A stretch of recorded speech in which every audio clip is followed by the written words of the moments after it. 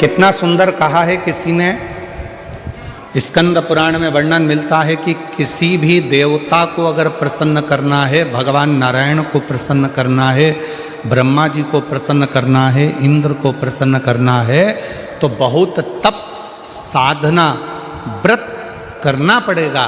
तब जाकर भगवान ब्रह्मा, विष्णु, इंद्र, गरुण, वरुण, अरुण, ये सब बहुत तप साधना के बाद प्रकट होते हैं। पर शंकर भगवान को यदि प्रसन्न करना है और उनको प्रकट करना है तो बहुत व्रत तप साधना की जरूरत नहीं पड़ती। केवल एक लोटा जल शिव के मंदिर में लेकर जाना प्रारंभ कर दो, शिव प्रकट हो जाते हैं और प्रसन्न हो। शिव प्रकट भी होते हैं, प्रसन्न भी होते हैं। इसलिए सारी समस्या का हल एक लोटा जल। बोल बम का नारा है, श्री शिवाय नमः। शिव को पाना सब कुछ हो सकता है, बस तुम्हारा विश्वास, तुम्हारी श्रद्धा, तुम्हारी भक्ति, और तो उस भक्ति का बल तुम्हारे भीतर बढ़ाना पड़ेगा।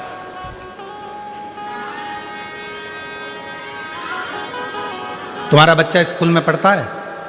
अरे जम के तो बोलो, पढ़ता है? ठीक है। उसके दोस्त भी स्कूल में पढ़ते हैं? जो स्कूल में पढ़ने वाले बच्चे हैं वो उसके दोस्त होंगे, वो भी स्कूल में पढ़ते हैं। अब तुम्हारे बच्चे के नंबर मान लो कम आए और उसके दोस्त के नंबर ज़्यादा आ गए, तो इसमें गलती किसकी है? टीचर की, प्रिंसिपल की, स्कूल की, कि तुम्हारे बच्चे की? अपने बच्चे की गलती है। क्यों? अच्छी पढ़ाई नहीं करी होगी, याद नहीं करा होगा, लिखा नहीं होगा, अध्ययन नहीं करा होगा, इसलिए उसका नंबर कम आया। टीचर की गलती नहीं है। टीचर ने तो एक जैसा पढ़ाया, स्कूल में सब बच्चों को बिठाया, सबको अध्ययन कराया, सबको लिखाया, सबको होमवर्क दिया, सबको घर से लिखने के लिए बुलाया। बस गलती इतनी है कि हमारा बच्चा अच्छे से लिख नहीं पाया, अच्छे से अध्ययन नहीं कर पाया, याद नहीं कर पाया, इसलिए उसका नंबर, उसका परसेंट कम आया। और बाकी का उसका जो दोस्त था उसका परसेंट भी अच्छा बना, उसके नंबर भी अच्छे आ गए।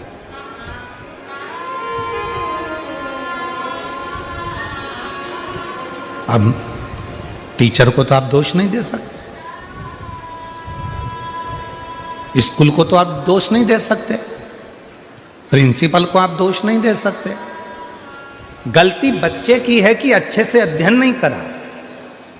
परसेंट कब अच्छे नहीं आते? जब वो अच्छे से पढ़ता नहीं है, ध्यान नहीं देता है, अध्ययन नहीं करता, इसलिए उसका परसेंट घट जाता है। बस ये बच्चे की कथा नहीं, ये अपनी कथा है। अपन भी एग्जाम देने के लिए संसार सागर में आए हैं। जितना जितना मन लगाकर कर्म करेंगे, अच्छा कर्म करेंगे, अच्छा अध्ययन करेंगे और अच्छे से एग्जाम देंगे और सब अच्छे कर्म के साथ में लिखते हुए चलेंगे, तो निश्चित है भगवान का इसमें कोई दोष नहीं होगा। परसेंट लाना हमारे हाथ में है, परमात्मा तो कॉपी चेक कर कर रिजल्ट बना दे।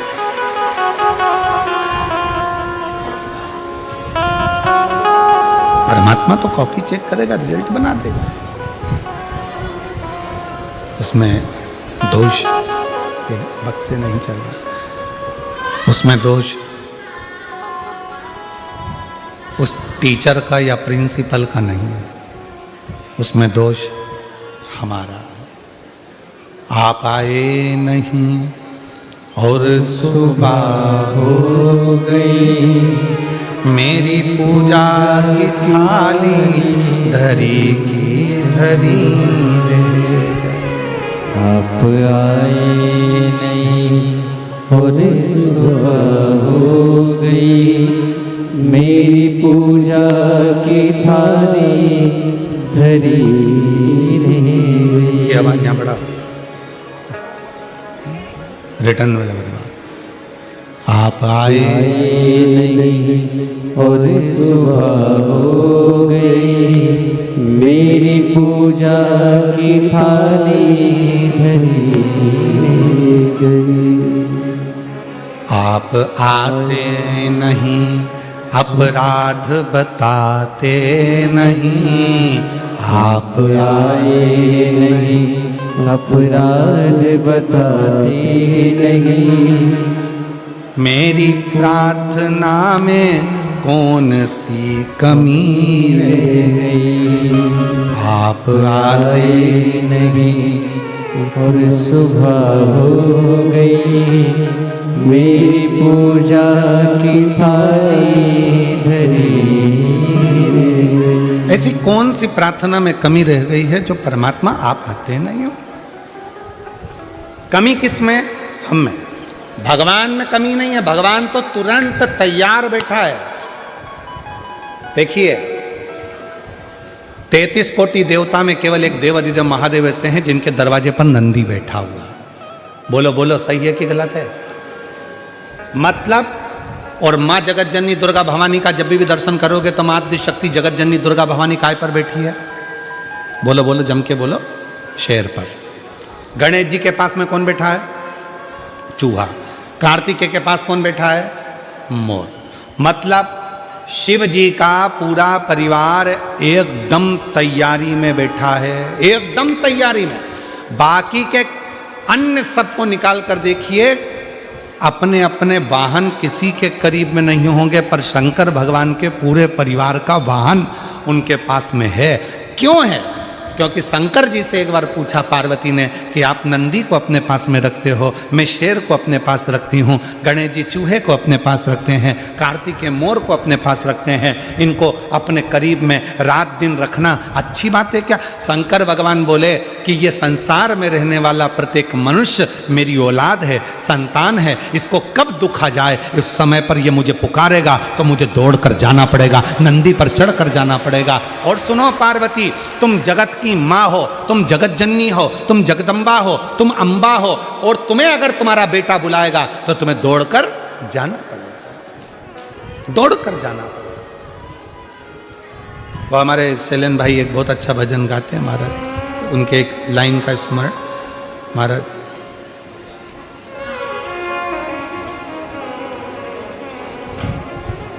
बेटा जो बुलाए माँ को, हो मैया जी के चरणों में टिकाना चाहिए, बेटा जो बुलाए माँ को आना चाहिए। हो बेटा जो बुलाए माँ को आना चाहिए। तो भगवान शिव कह रहे हैं पार्वती, तो तेरे पास में सिंह इसलिए है, शेर इसलिए है कि जगत का अगर कोई बच्चा तुझे रात को पुकारे, दिन में पुकारे, जब पुकारे, तू माँ है, मैं पिता हूँ। और याद रखना, बच्चे अपना कमरा बंद कर कर सोते हैं, बेटे बहू अपना कमरा बंद कर कर सोते हैं, पर घर की जो बुजुर्ग माँ होती है, जो घर का बुजुर्ग बाप होता है, वो अपना कमरा कभी बंद कर कर नहीं सोता। उसे मालूम है मेरे बेटे बहू पोता पोती नाती पंती कब मुझे पुकारेंगे। एकदम दौड़ कर आ गए, दादी दादी दादी, तो मुझे उठना पड़ेगा, दादाजी दादाजी दादाजी उठना पड़ेगा, नाना जी नाना जी नाना जी उठना पड़ेगा। इसलिए घर का बुजुर्ग अपना कमरा बंद कर कर नहीं सोता, घर का बुजुर्ग अपना कमरा खोल कर सोता है, जिससे कोई आए तो मैं उठकर बैठ जाऊं। बहू का सिर दुखा, सास उठकर बैठ गई, बेटे का तकलीफ हुई, माँ उठकर बैठ गई, बेटी को तकलीफ हुई, माँ बाप उठकर बैठ गए। माँ बाप तुरंत तैयार रहते हैं। इसलिए शंकर भगवान के मंदिर में नंदी एकदम सामने तैयार बैठा है, और नंदी भी दोनों पांव टेक कर नहीं बैठा, नंदी ने एक पांव अपना तैयार कर कर रखा है कि कब भक्त पुकारेगा शिव जी बैठ जाएंगे और मुझे दौड़ कर जाना पड़ेगा और उसका दुख मिटाना पड़ेगा।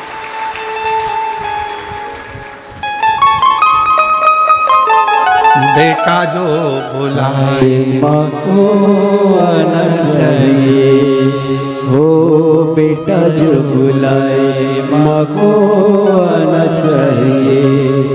हो मैया जी के चरणों में ठिकाना चाहिए।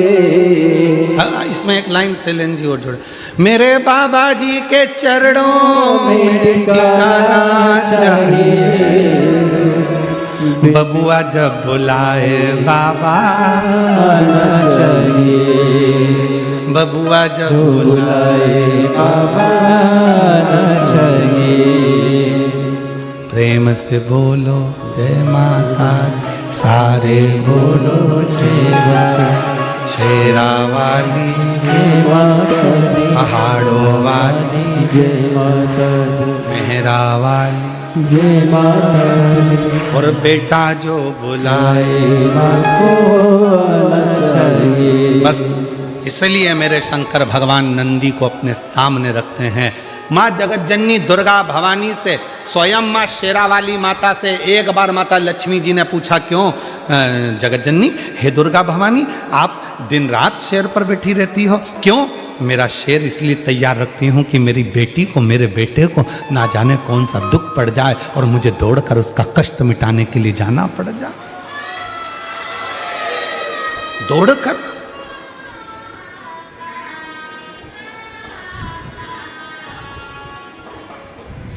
आप सब गुजरात में रहते हो, सूरत नगर में कथा चल रही है, आपसे एक प्रश्न करना था, अगर उत्तर देंगे आप तो स्वीकार करेंगे। गुजरात का सबसे प्रसिद्ध नृत्य है गरबा, बोलो सही है? दुनिया में प्रसिद्धि है इस नृत्य की, गरबे की। हमें एक बात पूछना था कि गरबा चौकोर क्यों नहीं होता, गरबा हमेशा गोल ही क्यों होता है? हमें प्रश्न करना था कि गरबा लंबा क्यों नहीं होता, गरबा आड़ा टेढ़ा क्यों नहीं होता, गरबा 6 षडक्रति का क्यों नहीं होता। गरबा हमेशा, चाहे कितनी बड़ी भी फील्ड हो, कितना भी बड़ा भी ग्राउंड हो, पर गरबा हमेशा गोल क्यों होता है? हमें केवल एक प्रश्न का उत्तर मेरे गुजराती भाई बहनों से चाहिए, और उत्तर दें तो अच्छी बात है कि गरबा गोल क्यों होता है। और आप लोग तो करते रहे हो, और बेटा जो बुलाए माँ को आना चाहिए। अब आप लोगों में से कितने लोग गरबे में गए, जरा हाथ उठाओ जरा। नवरात्रि में गरबे में कौन कौन जाता है? सब जाते हो? धरो धरो धरो, रख लो, तुम तो रख लो। चलो, तो अब तुम लोग जाते हो तो उत्तर जरा दीजिएगा कि गरबे में गोल क्यों घूमा जाता है, कारण क्या?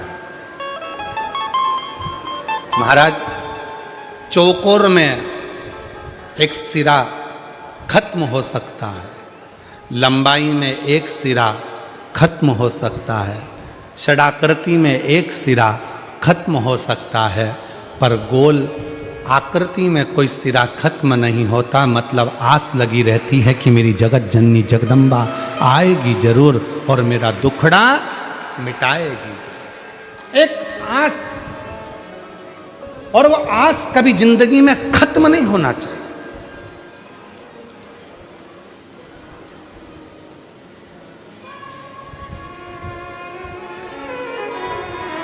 भीड़ में 2 चीजें मिलती है, वो आपको भी मालूम है।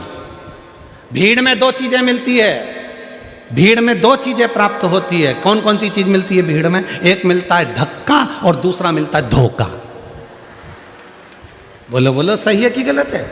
भीड़ में, छोटू भाई, भीड़ में 2 चीजें मिलती है, एक मिलता है धक्का और दूसरा मिलता है धोखा। निगाह हटी और दुर्घटना घटी। अभी थोड़ी देर के लिए पल्लू नीचे आया था और भीड़ में धक्का लगा और धोखा। छोटू भाई, मिश्रा जी कहाँ बैठा? हाँ मिश्रा जी, ध्यान देना जरा, बहुत अच्छी बात है, कथा के तत्व पर ध्यान दीजिएगा। भीड़ में 2 चीजें मिलती है, एक मिलता है धक्का और दूसरा मिलता है धोखा। पर याद रखना, दुनिया की भीड़ में धक्का भी मिलेगा और धोखा भी मिलेगा, पर जब धर्म की भीड़ होती है तो उसमें धक्का मिल सकता है पर धोखा कभी नहीं मिल सकता। उसमें शिव तत्व प्रदान जरूर करता, प्रदान कर। कई माताएं कहती है, गुरुजी हमारे देखो इतनी भीड़ थी, हमारी गले की चेन चली गई। अच्छा ईमानदारी से बोलो, जो नौकरी करने वाले हैं उनका प्रमोशन हो गया, तुम कथा सुनते सुनते पीछे से आगे आके बैठ गए, तुम्हारा प्रमोशन हो गया, पर चोट्टे का आज तक प्रमोशन नहीं हुआ। वो चोट्टा की चोट्टा ही रिया, उसका प्रमोशन नहीं हुआ। जिसकी चेन गई उसकी 2 तोले की ज्यादा बन गई, भगवान ने बनवा दी, मेहनत करी उसने कि अब गई, क्या करूं, रिपोर्ट भी करी मैंने, ये भी करा मैंने, वो भी करा, पर उसकी चेन भगवान ने कहीं ना कहीं मेहनत करके 2 तोले की ज्यादा बनवा दी, कृपा कर दी।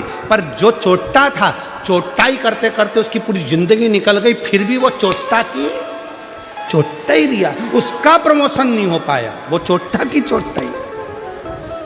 क्यों? क्योंकि उसने जिंदगी में सबको धोखा दिया है, और धोखा देने वाला कभी खुशी की जिंदगी नहीं जी सकता, वो दुख की ही जिंदगी जीता।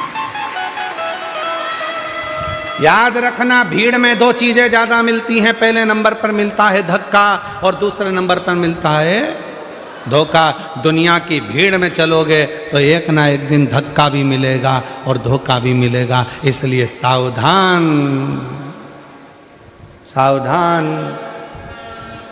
मेरे गुजराती बहन भाई, मेरे सूरत की जीजियों, सूरत के जी जाओ,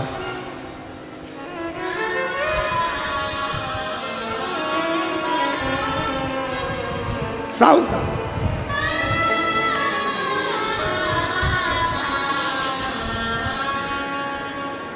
थोड़ा समझ, धर्म में धक्का मिल सकता है पर धोखा नहीं मिलता। शिव जी को जल चढ़ाने वाला को कभी धोखा नहीं मिल सकता। श्री शिवाय नमस्तुभ्यम जपने वाले को कभी धोखा नहीं मिल सकता। शंकर भगवान के मंदिर में झाड़ू पोछा करने वाले को कभी धोखा नहीं मिल सकता। और जिसने धोखा दिया है, एक ना एक दिन उसको रोते रोते तुम्हारे चरणों में आकर पांव पकड़ना ही पड़ेगा। अगर शिव भक्त के साथ धोखा किया, शंकर के भक्त के साथ अगर धोखा हुआ है, तो फिर एक ना एक दिन तुम वो चरण पकड़ेगा।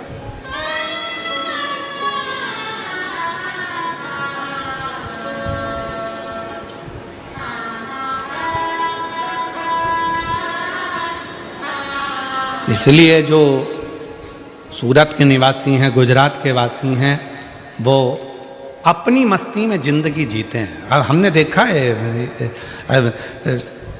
यहाँ गरबा करने वाली मेरी बहनों को, मेरी बेटियों को, मेरे बेटाओं को, मेरी जीजियों को, मेरे जीजाओं को भी हमने देखा। वो गरबा पास वाला कैसा कर रहा है उनको मतलब नहीं, वो तो वो अपनी मस्ती में जीते हैं। और दुनिया में बहुत लोचे होते हैं, और सूरत वाले तो लोचा ही खा जाते हैं। यहाँ एक खाने का आइटम भी है, क्या बोलते हैं, लोचा है।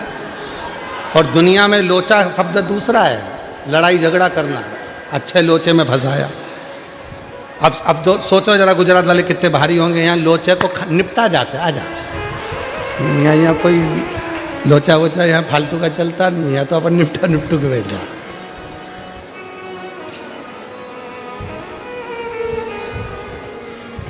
इसलिए महाराज शिव कथा कह रही है, भगवान शंकर का चरित्र कह रहा है।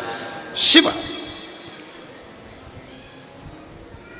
की भक्ति, भजन, स्मरण आप जैसा करेंगे, वैसा वैसा भगवान आपके पास दौड़कर आने के लिए तैयार बैठा है। भगवान देरी नहीं कर रहा है, हमारी देरी।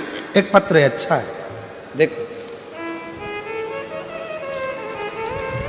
अब कुछ नहीं मिला तो बिंदी के पत्ते पे लिख दिया, ठीक है।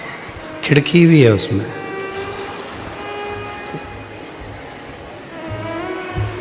अच्छा है वो तो बिंदी नहीं भेजी, नहीं तो कह देती भैया भाभी को दे देना।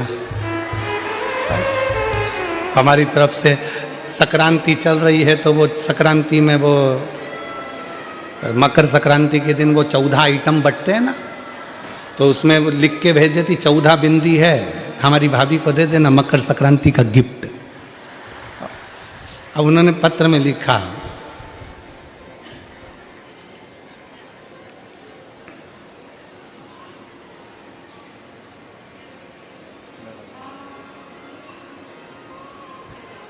काजन क्या क्या, अब तुम जरा पढ़ो तो रे, सब पढ़ो, चलो पढ़ते जाओ। हम उंगली चला रहे हैं इसमें। हम गुजरात,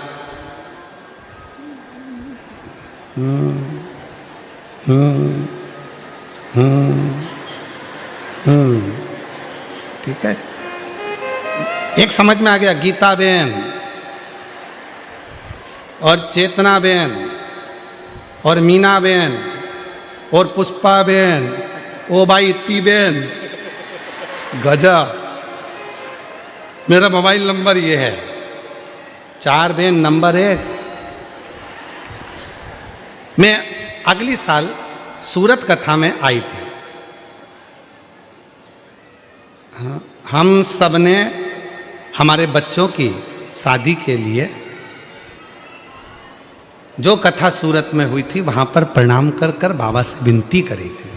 हम सब ने अपने बच्चों की शादी के लिए, मतलब ये चारों बहनों ने अपने अपने बच्चों की शादी के लिए प्रार्थना करी थी।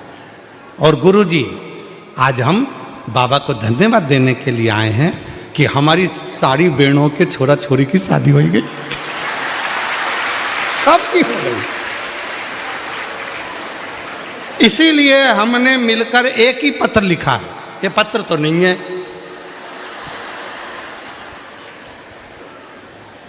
अच्छा एक लाइन और लिखी, वो भी तुम पढ़ लो, अच्छे से पढ़ना।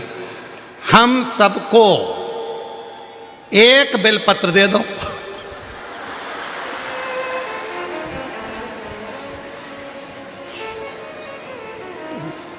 अच्छा आ जाओ, चारों आ जाओ, दूंगा एक ही।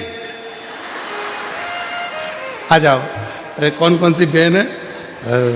चलो नाम पढ़ो। गीता बहन, चेतना बहन, मीना बहन, पुष्पा बहन, ये सब बहन जो है 4। परंतु गांव का नाम भी पढ़ लें, नहीं तो 4 बहन और कोई सी आ जाए। तो ये पाटन जिला लिखा है क्या? अच्छा, पाटन जिला राघव जो भी लिखा है आप समझ गए ना। तो ये चारों बहन जहाँ बैठी है आ जाए। बहुत अच्छा पत्र है आपका, बड़ी प्रसन्नता हो। शिव कृपा कैसे करते हैं? तो इन बहनों ने पत्र के माध्यम से कहा कि हम पिछली कथा में आए थे, बाबा को अपने मन का भाव कहा था और एक साथ ग्रुप बनाकर हमने जो बाबा से विनती करी थी, हमारे बाबा ने वो विनती स्वीकार करी और हमारे बच्चों का विवाह कर दिया। ये स्वीकृति। आप शिव जी के पास जा रहे हो, शंकर भगवान के पास जाकर एक लोटा जल चढ़ा रहे हो, शिव जी से प्रार्थना कर रहे हो, भगवान शंकर से अनुरोध कर रहे हो, शिव जी को जाकर अपने मन का भाव कर रहे हो, तो बाबा उसको स्वीकार कर रहा है, शिव उसको स्वीकार। इसमें टीचर की गलती नहीं है। बच्चे का परसेंटेज गड़बड़ हो रहा है, बच्चे की पढ़ाई गड़बड़ हो रही है, रिजल्ट ठीक नहीं आ रहा, तो इसमें टीचर की गलती नहीं है, गलती अपने बच्चे की है। उसी तरह हम रोज जल चढ़ा रहे हैं, हम शंकर जी के मंदिर रोज जा रहे हैं, हम शिव जी को रोज स्तुति कर रहे हैं, हम शिवपुराण की कथा भी सुन रहे हैं, हम पशुपति व्रत भी कर रहे हैं, हमने लिखा भी अच्छा, पढ़ा भी अच्छा, याद भी अच्छा करा, उसके बाद भी हमारा रिजल्ट अच्छा नहीं आ रहा, मतलब बाबा हमारी क्यों नहीं सुन रहा? मतलब याद रखना, इसमें टीचर की गलती नहीं है, उसका तो नंदी तैयार बैठा है, उसका तो शेर तैयार बैठा है, गलती हमारी है। कुछ ना कुछ हम याद नहीं कर पा रहे हैं, कुछ ना कुछ हम अच्छे से उसका स्मरण नहीं कर पा रहे हैं, इसलिए हमारा परसेंटेज डाउन हो रहा है और हमारा परमात्मा हमारा रिजल्ट ठीक नहीं निकाल। कोई चीज ऐसी रहती है जिसको बच्चे को सिखाना नहीं पड़ता है,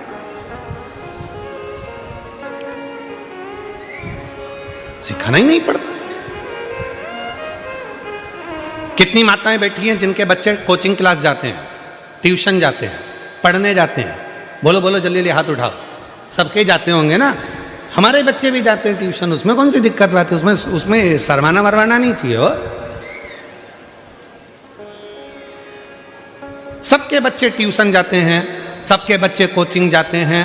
बच्चे को अच्छा पढ़ना है, कोचिंग क्लास जाना पड़ेगा, उसको सिखाना पड़ेगा। लैपटॉप चलाना है तो भी उसको सिखाना पड़ेगा, गाड़ी चलाना है तो भी उसको सिखाना पड़ेगा, मशीन चलाना है तो भी उसको सिखाना पड़ेगा। केवल एक चीज ऐसी है जो बच्चे को सिखाना नहीं पड़ता, वो है मोबाइल।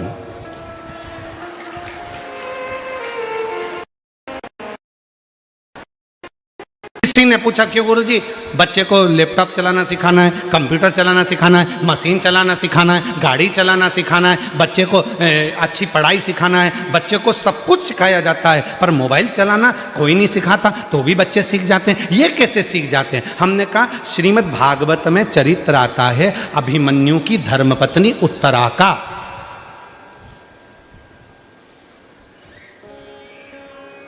श्रीमद् भागवत में चरित्र आता है कि गर्भस्थ हिरण्यकशिपु की पत्नी जब गर्भ से थी, नारद जी उसको लेकर चले गए थे, इतना सत्संग कराया कि उनके गर्भ से जो बच्चे ने जन्म लिया उसका नाम प्रहलाद हो गया। जो आते से ही भगवान के नाम का एहलाद करा वो प्रहलाद हो गया। मतलब डॉक्टर कह देते हैं बेड रेस्ट गर्भ के समय पर, बच्चा गर्भ में है और डॉक्टर ने कह दिया बेड रेस्ट। अब बेड रेस्ट में करना क्या है? कोई रामायण तो पढ़ोगे नहीं, गीता पढ़ोगे नहीं, शिव पुराण पढ़ोगे नहीं, तो करोगे क्या? इतने ध्यान से मोबाइल चलाते हो कि अंदर बैठा पप्पू वो पूरी ध्यान लगाकर, तुम सोच रहे हो कि मैं देख रही हूं मोबाइल, नहीं, वो अंदर से देख रहा, पूरा ज्ञान ले रहा है मोबाइल का।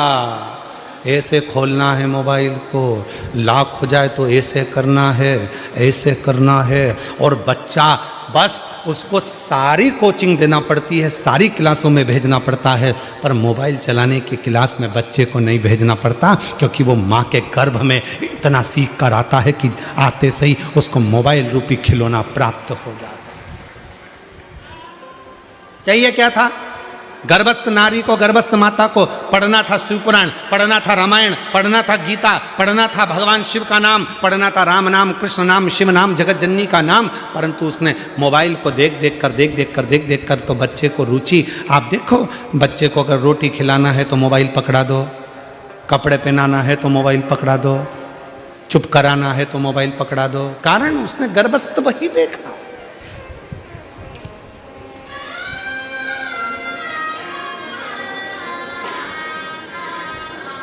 इसलिए मेरी जीजियों, मेरे जीजाओं, मेरी बेटियों, बेटाओं, मेरे बुजुर्ग माँ बाप, हाथ जोड़ निवेदन करूं आप सबसे कि अपने घर की बहुओं का जब जापे का समय हो, गर्भस्थ समय हो, मेरी जीजियों, तुम्हारी सास भले तुमसे ना कहे, तुम्हारा ससुर तुमसे ना कहे, तुम्हारा पति तुमसे ना कहे, फिर भी अगर गर्भ में बच्चा हो तो थोड़ी देर भगवान की अच्छी अच्छी किताबें पढ़ा करो।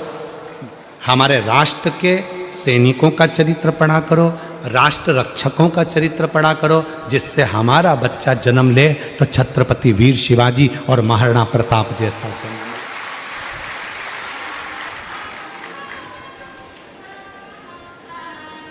ये सब पढ़ो, अध्ययन करो। गजासुर हाथी का मुख है, असुर का शरीर है, पर किसी के मुख से सुन लिया था कि भगवान का भजन करा जाए, शिव जी को राजी करा जाए तो सब कुछ मिल सकता है। और 33 कोटि देवता में सबसे जल्दी राजी होने वाला देवता यदि कोई है तो देव अधिदेव महादेव है। ये गजासुर को मालूम पड़ गया तो गजासुर ने शंकर भगवान की आराधना साधना करना प्रारंभ कर दिया, शिव की आराधना से।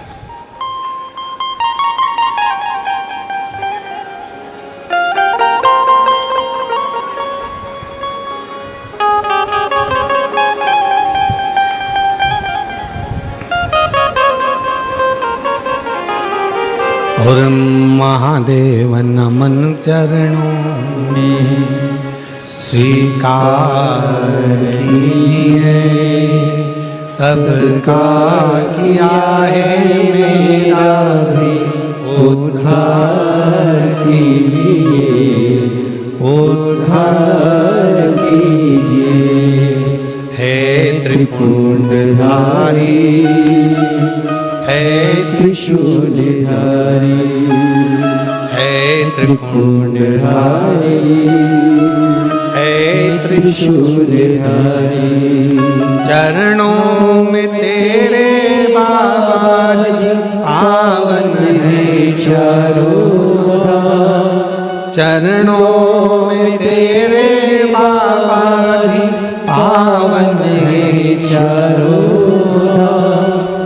देव करते वंदना पूजे सीताराम हो जाए पूरी कामना हो जाए पूरी कामना उपकार कीजिए सबका किया है मेरा भी उद्धार कीजिए उद्धार कीजिए है त्रिपुंडधारी हे त्रिशूलधारी सब पर कृपा करता है।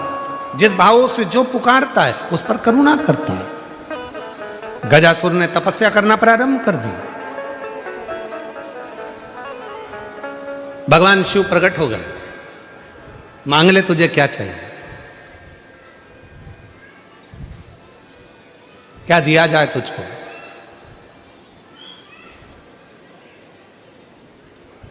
गजासुर ने कहा आप कौन हो। भगवान बोले जिसको तूने पुकारा है मैं वही हूं। शिवजी हाँ, पर मैंने तो सुना था कि आप इतनी जल्दी आते ही नहीं हो। मैंने तो ये सुना था कि आप इतनी जल्दी आते नहीं हो। शंकर भगवान बोले बुलाने वाले में अगर सामर्थ्यता है और वो दिल से अगर मुझे बुलाता है तो आने में मुझे समय नहीं लगता, मैं दौड़ कर चले आता हूं, दौड़ कर। आहूं में असर होगा घर बैठे बुलाएंगे। अगर कोई बुलाने वाला है, अगर किसी ने मन बना लिया कि मुझे शंकर को पाना है, शिव से यह कार्य सफल कराना है, शंकर भगवान मेरा यह कार्य सफल करेंगे, मतलब मुझे जाना पड़ेगा। अगर उसका विश्वास पक्का है तो एक पत्र है, देखिए महाराज। मैं कपिल कुमार भाटी राजस्थान के पाली जिले के बाली नगर से आया हूं। 14 वर्ष से सरकारी नौकरी पाने के लिए प्रायोगिक परीक्षाएं दे रहा था। 14 वर्ष से सरकारी नौकरी के लिए परीक्षाएं दे रहा था, परंतु हर बार कभी 1 नंबर आधे नंबर से पिछड़ा रह जाता था। आपकी कथा सुनकर प्रेरणा मिली और अपनी माताजी के साथ कुबेरेश्वर धाम आकर भोले बाबा के दर्शन किए। बाबा से प्रार्थना की कि मैंने परिश्रम किया, मेरी माताजी ने पशुपति के 5 व्रत किए, 1 लोटे जल में बल है, मैंने साक्षात महसूस किया है। आपके बताए इस उपाय से मेरे जीवन को खुशियां से भर दिया। 2 वर्ष पूर्व मैं आपकी कथा में आया था उज्जैन, जो शिक्षक भर्ती परीक्षा मैंने उस समय दी थी। सुना था कथा के पंडाल में बैठकर जो मांगते हैं वो मिलता है। उज्जैन की कथा में पहुंच गया, पंडाल में बैठा, कथा सुनी। बाबा की कृपा से ऐसी बाबा ने कृपा कर दी कि 14 वर्ष के बाद, समझ लो 14 वर्ष का मेरा वनवास मेरे बाबा भोलेनाथ ने तोड़ दिया और बाबा की कृपा से मेरा सरकारी शिक्षक पद पर नियुक्त हो गया। मैं बाबा को यहाँ प्रणाम करने के लिए आया हूँ, मैं बाबा को नमन करने के लिए आया हूँ। आज 14 वर्ष। एक पत्र और है। मेरा नाम मंजू ओदिच्य है, मैं राजस्थान जिला, अगर जिनके पत्र पढ़ रहे हैं अगर बैठे हों तो आ सकते हैं।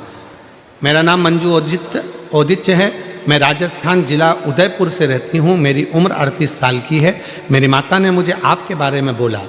सीहोर वाले महाराज प्रदीप मिश्रा जी जो कथा में बताते हैं, वो जो उपाय बताएं, उपाय कर, तेरी सारी मनोकामना पूरी होगी। पशुपतिनाथ व्रत, महादेव का व्रत कर, तेरी सारी इच्छा पूरी होगी। मेरे एक पड़ोसी ने भी मुझे बोला, मेरी माता ने भी मुझे वीडियो बताए और व्रत करने का संकल्प मैंने ले लिया। आदरणीय गुरुदेव, मैंने आपके बताए अनुसार पशुपतिनाथ का व्रत किया। फिर जो मैंने 2009 से मैं कई परीक्षाएं दे चुकी थी पर उसमें मुझे सफलता नहीं मिल रही थी। 2022 में पहली बार आपकी कथा पर विश्वास कर कर, पशुपति व्रत कर कर, कथा के पंडाल में बैठकर कथा सुनी और बाबा की कृपा से आज शिव जी की कृपा से मैं माइंस अधिकारी के पद पर नियुक्त हो गई। मैं बाबा को धन्यवाद देने के लिए आई हूं कि मेरी गवर्नमेंट जॉब लग गई। मैं शिव को प्रणाम करने, ये शिव भक्ति है।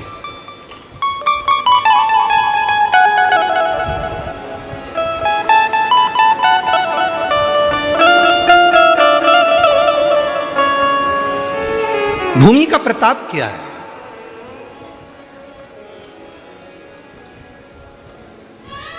कितना प्रबल प्रताप होगा भूमि का, जरा विचार करिएगा।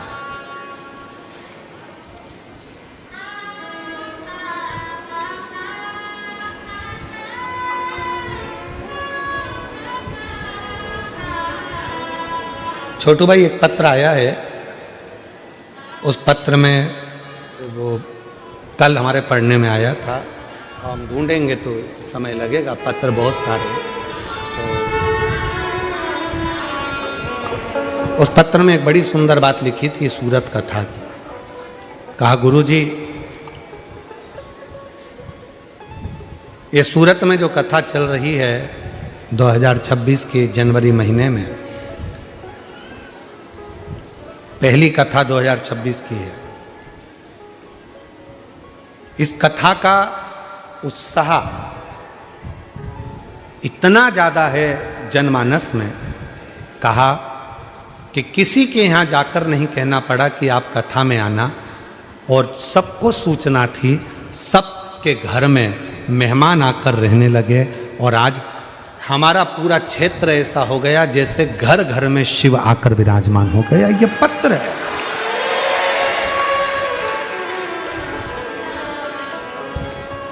मैं साधुवाद देता हूँ सेंगर जी आपको भी, मैं साधुवाद देता हूँ मिश्रा जी आपको भी, छोटू भाई आपको भी, और महाराज जी लड्डू गोपाल गौशाला के स्वामी जी को भी धन्यवाद देता हूँ। सहजता सरलता से है।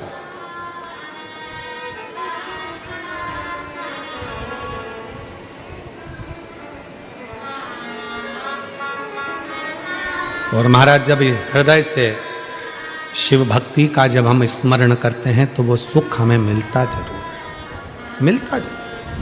गजासुर ने कहा कि मुझे आप दर्शन दे रहे हो इतनी जल्दी, आप क्या शिव? हाँ, तो मैंने तो सुना था कि आपको आने में बहुत समय लगता है, आप इतनी जल्दी आते ही नहीं हो। शंकर भगवान बोले, बुलाने वाला चाहिए, मैं आ जाता। कौन मना करता है कि मैं नहीं आता? मैं तो आ जाता।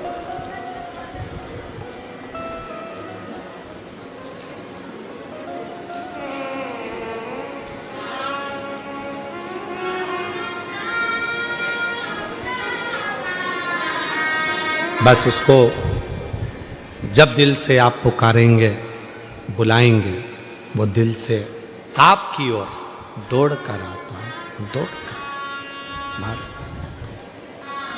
और सुन के भक्तों की पुकार हो के नंदी पे सवार, काशी नगरी से आयो ये मेरे भोलेनाथ। सुन के भक्तों की पुकार हो के नंदी पे सवार, काशी नगरी से आए है मेरे भोलेनाथ। सुन के भक्तों की पुकार हो के नंदी पे सवार, काशी नगरी से आए हे मेरे भोलेनाथ।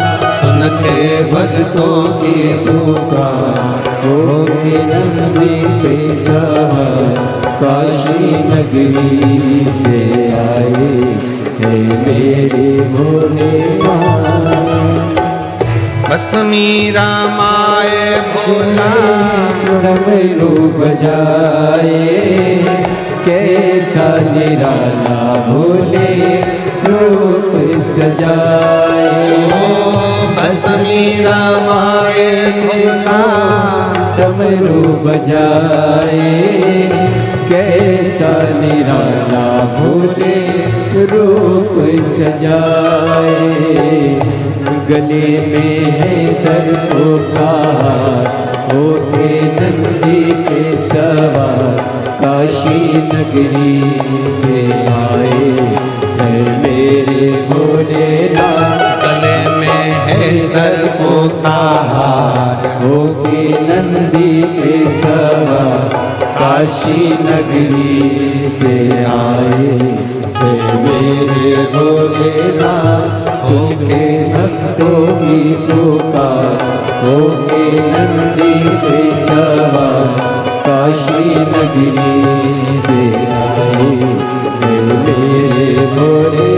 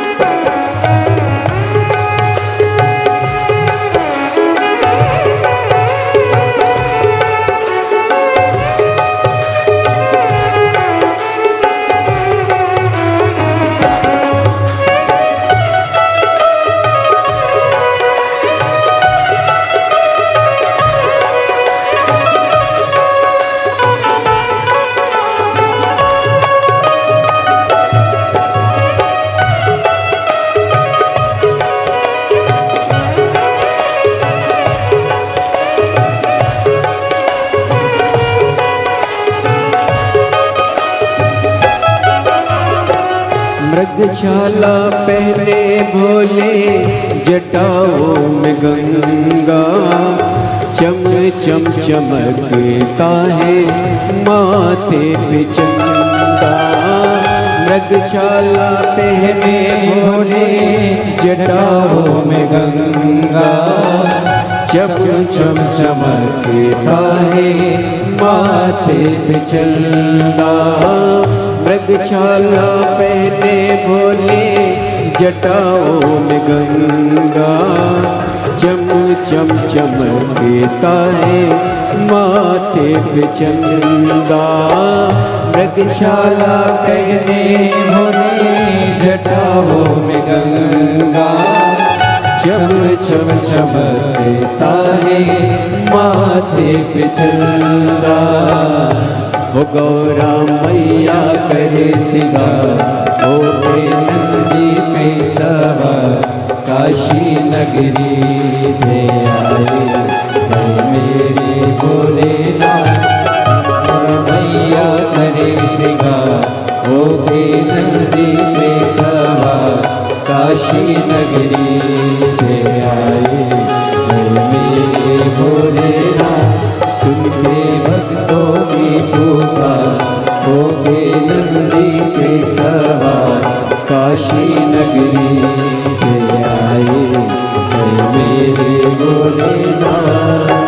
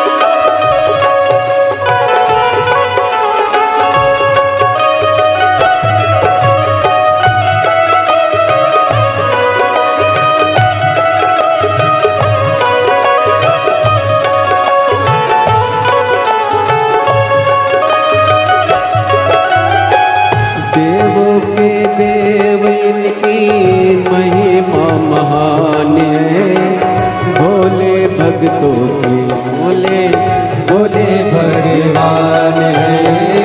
देवों के देव इनकी महिमा महान है, भोले भक्तों के ये तो भोले भगवान है। वो करने भक्तों का उद्धार होके नंदी पे सवार काशी नगरी से आए हैं मेरे भोलेनाथ। सुन के भक्तों की पुकार होके नंदी पे सवार काशी नगरी से आए हैं मेरे भोलेनाथ।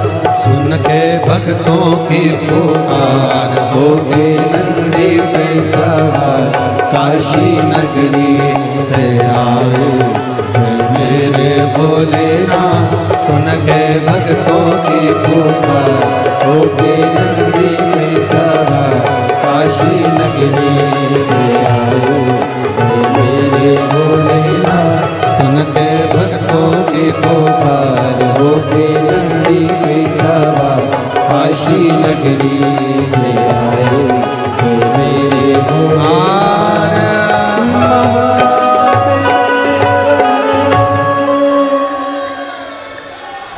अपने स्थान पर बैठकर भगवान शिव जी को अपने मन की बात कहें, बाबा को अपने मन का भाव कहें, प्रार्थना करें, विनती करें, निवेदन करें।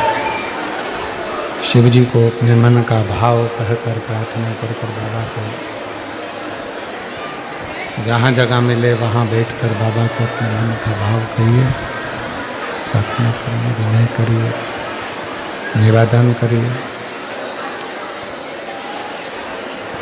जहाँ जगह मिले वहाँ बैठकर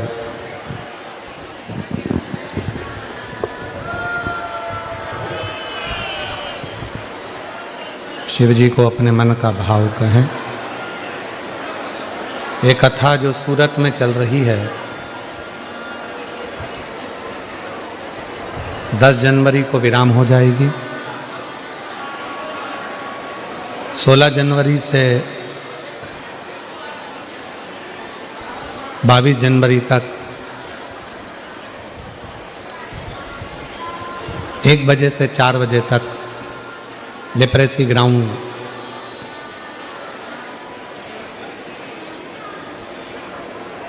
सरदार state for lane, Ajwa road, Baroda, Gujarat में 7 दिवसीय शिव महापुराण की कथा 16 से 22 जनवरी तक होगी।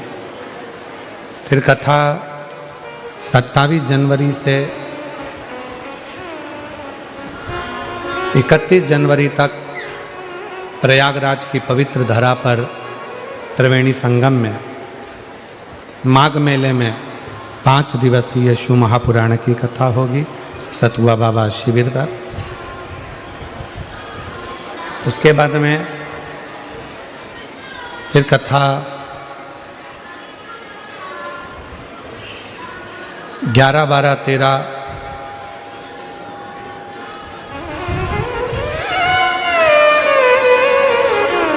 डबरा मध्य प्रदेश में रहेगी 3 दिवसीय शिव महापुराण कथा।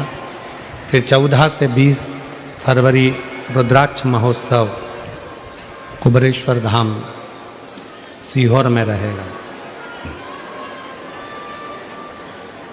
बाबा से अपने मन का भाव सब हृदय से प्रार्थना करें, विनय करें, निवेदन करें, विनती करें और बाबा को अपने हृदय से प्रार्थना कर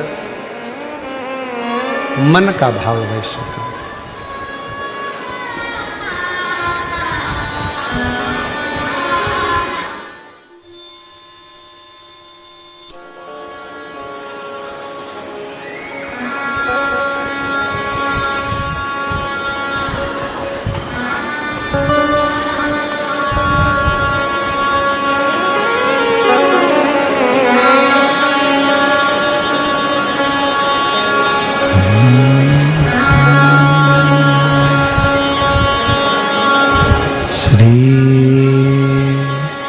शिवाय नमः। नमस्तु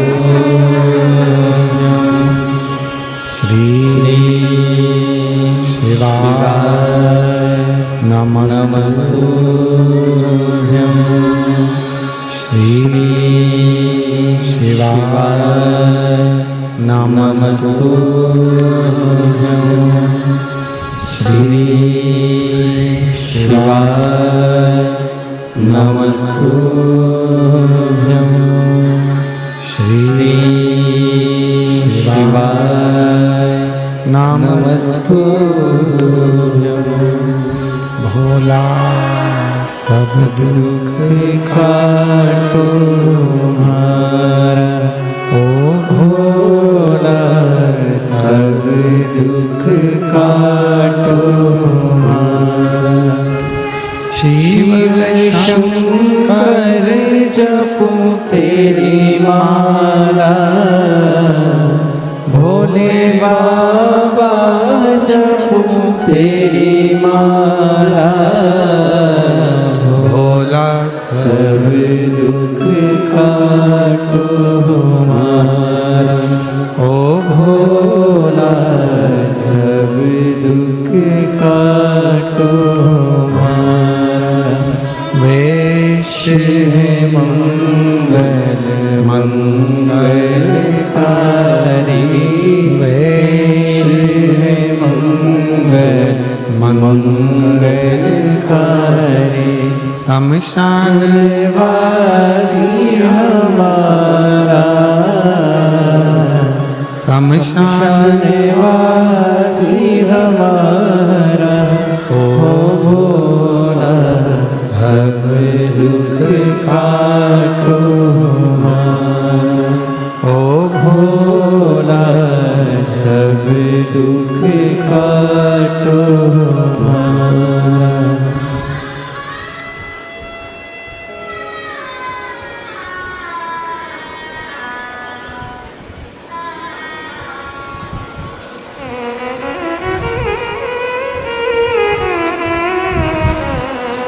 बाबा देवरिद्र महादेव भगवान शिव उघड़दानी त्रिकालदर्शी कैलाशी अविनाशी भगवान शंकर की पवित्र कथा कर रही है। शिव गजासुर के सामने प्रकट हो गए। भगवान शंकर हमारे बीच में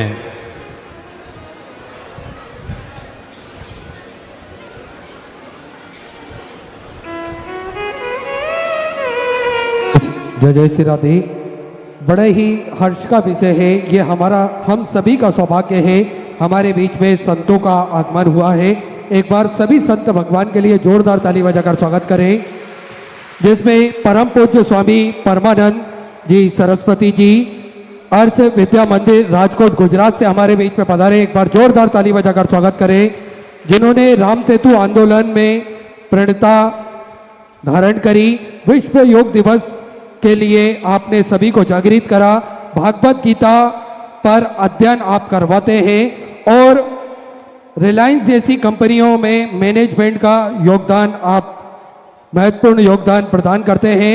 साथ में हमारे बीच में पधारे हैं श्री स्वामीनारायण मंदिर बड़ताल धाम से सभी संत भगवान पधारे हैं, जिसमें परम पूज्य स्वामी जी संत वल्लभ दास जी चेयरमैन बड़ताल धाम से हमारे बीच में पधारे हैं। एक बार जोरदार ताली बजाकर स्वागत करें।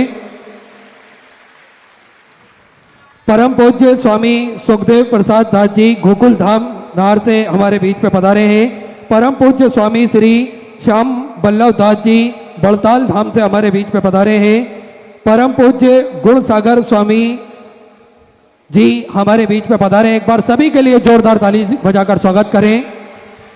बहुत बहुत स्वागत वंदन पूज्य गुरुदेव का, जो इस पवित्र पावन भूमि सूरत गुजरात में जो कथा चल रही है उसमें आपका दिव्य आगमन हुआ। एक बार जोरदार ताली बजाकर संतों का पुनः पुनः प्रणाम साधुवाद।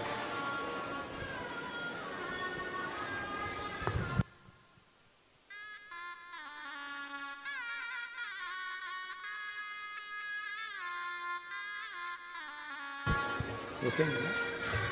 ठीक है। गजासुर की कथा कह रही है महाराज। हाथी का मुख है और शरीर असुर का, मनुष्य का देह बना हुआ, पर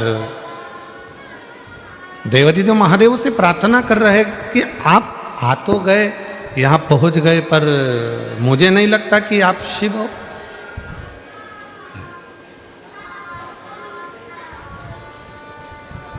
मुझे नहीं लगता कि आप शिव हो। इतने समय से मैं पुकार रहा हूं, इतने समय से मैं आवाज लगा रहा हूं, पर आप इतनी जल्दी। मैंने सारे देवताओं की आराधना करी, ब्रह्मा जी की आराधना करी, भगवान नारायण की आराधना करी, इंद्र की आराधना करी, गरुण वरुण सबकी आराधना करी, पर आए नहीं, और आप इतनी जल्दी आ गए। ये थोड़ा विचारणीय है, सोचनीय है। कैसे आना हुआ? शिव जी बोले कि आपने साधना करी है, तप करा है, और ऐसा नहीं है कि मैं जल्दी नहीं पहुंचता। शिव महापुराण की कथा कहती है, भगवान शंकर कहते हैं कि मुझे केवल हृदय से, भाव से जो पुकार लेता है, मैं तुरंत पहुंच जाता हूं। आ जाइए, तुरंत पहुंच जाता हूं।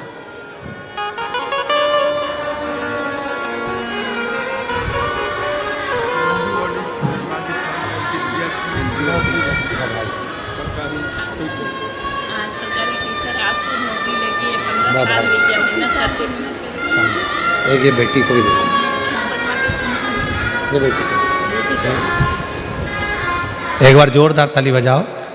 बेटी का सुंदर नौकरी लगा है, बहुत बहुत साधुवाद, शिव कृपा। शिव कथा कह रही है। गजासुर का चरित्र कह रहा है कि गजासुर कहता है कि मुझे नहीं मालूम, आप इतनी जल्दी आ जाएंगे, इतनी कृपा कर देंगे, इतनी करुणा कर देंगे। और फिर निवेदन है मेरी जीजियों से, मेरे सूरत के जीजाओं से, बेटियों से, बेटाओं से, मुझे बुजुर्ग माँ बाप से मैं निवेदन करूं, शंकर भगवान को रिझाने के लिए बहुत आडंबर या दिखावा या बहुत अन्य चीज़ों की जरूरत नहीं है। शंकर भगवान को रिझाने के लिए तो तुम्हारा एक लोटा जल सारी समस्या का, केवल एक लोटा जल यदि शिव जी को चढ़ जाएगा, भगवान शंकर को यदि एक लोटा जल चढ़ गया तो शिव रीझ जाते हैं, भगवान शंकर प्रसन्न हो जाते हैं। मांग तुम्हें क्या चाहिए? शंकर भगवान ने जैसे ही कहा कि मांगो, तो गजासुर ने उसी समय पर कहा, प्रभु मुझे बस इतनी कृपा कर दो कि मैं आपका जो तप करता हूं, आपकी जो साधना करता हूं, आपका जो तप करता हूं, साधना करता हूं, उस तप साधना को करते समय छोटे छोटे जीव जंतु मेरे पास में आ जाते हैं और मुझे तप नहीं करने देते। मेरे शरीर में से चारों तरफ से अग्नि निकलने लगे, जिससे कोई मेरे पास में ना आए और मैं आपका भजन कर सकूं। शिव जी ने वर दे दिया, गजासुर तू जहां तप करने बैठेगा, तेरे शरीर में चारों तरफ से अग्नि प्रकट होना प्रारंभ हो जाएगी और कोई जीव जंतु तुझे कष्ट नहीं देगा। तेरा तप साधना आराम से हो सकेगा, अच्छे से हो सकेगा।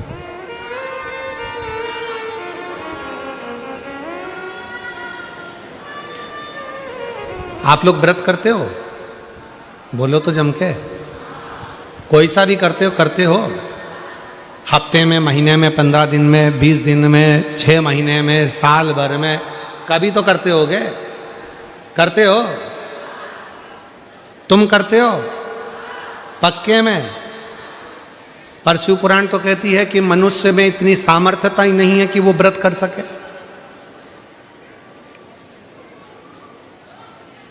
शिव महापुराण की कथा कहती है कि संसार का कोई मानव किसी भी देवता का व्रत कभी नहीं कर सकता। व्रत कब करता है? जब वो देवता स्वयं उसके हृदय में विराजमान होकर उस व्रत को सफलता देना चाहता है, तब जीव उस व्रत को कर पाता है। एकादशी का व्रत करोगे, स्वयं नारायण अगर आपके अंदर विराजमान है और वो कृपा करेंगे तो व्रत हो पाएगा, नहीं तो दिन भर में कहीं ना कहीं फिर वही लोचा आ जाए।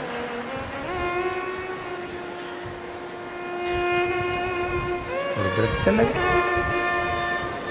पशुपति व्रत कर रहे हो, सोचा था मेरा आज का तीसरा व्रत है, सोमवार का पूरा कर लूंगी, और मालूम पड़ा व्रत तो करने बैठी थी और मालूम पड़ा कि कोई अड़चन आ गई और व्रत रह गया। बोलो, तुम करते तो व्रत पूरा हो जाता, पर बाबा ने अपने भाव से उस व्रत को कराया। बाबा उसकी मर्जी, और तेरी कृपा बिना न हिले एक भी लेते हैं श्वास तेरी कृपा से तनु तनु। बखान क्या करूं मैं राखों के ढेर का, छपटी भभूत में खजाना कुबेर का। गंगाधर मुक्ति द्वार ओमकार तू, भोले ओमकार तू। आयो शरण तिहारी शंभु तार तार तू। बखान क्या करूं मैं राखों के ढेर का, चपटी भभूत में खजाना कुबेर का।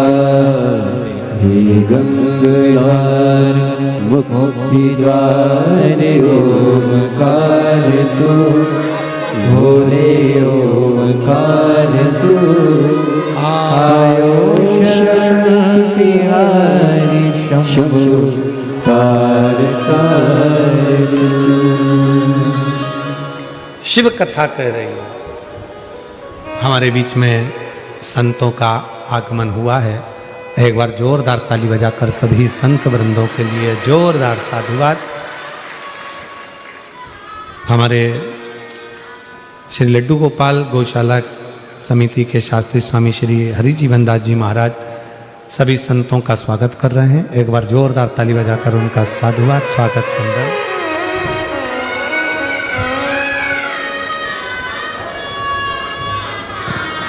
सभी संत भगवान व्यासपीठ का पूजन करते हुए सभी संत भगवान आमंत्रित हैं।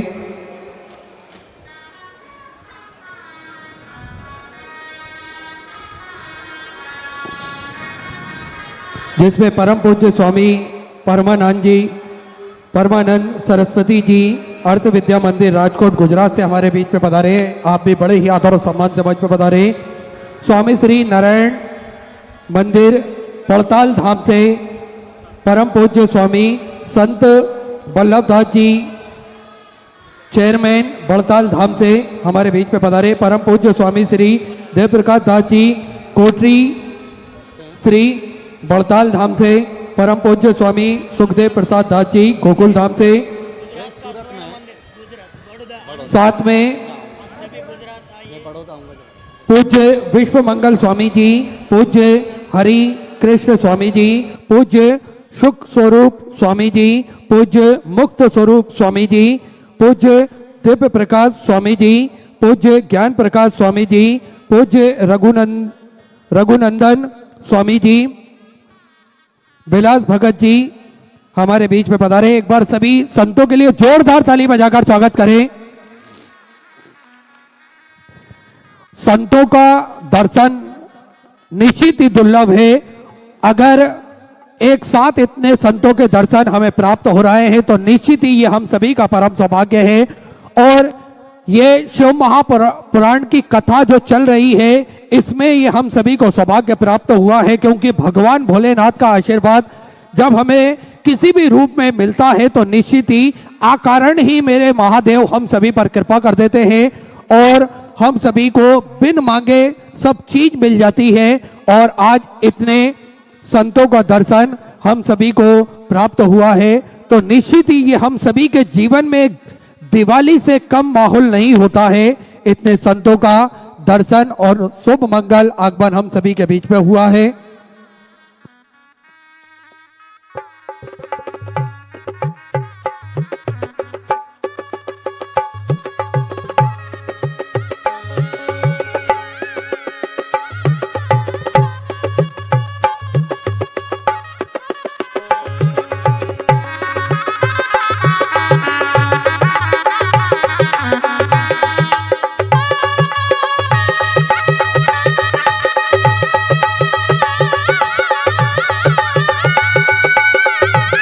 साथ में जापान से संतों का आगमन हुआ है। जापान से तोसी जी हमारे बीच में पधारे हैं और जापान से ही सबरी जी हमारे बीच में पधारे। एक बार उनके लिए जोरदार ताली बजाकर स्वागत करें।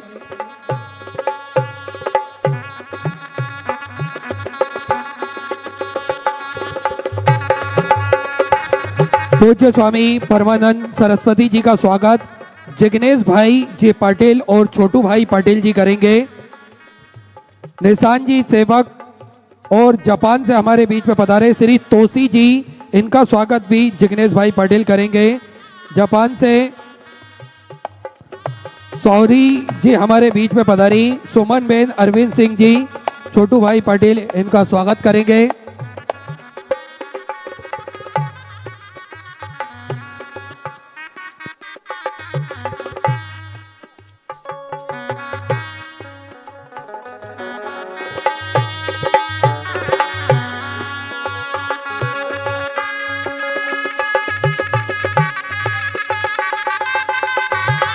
जापान से आप पधारे हैं।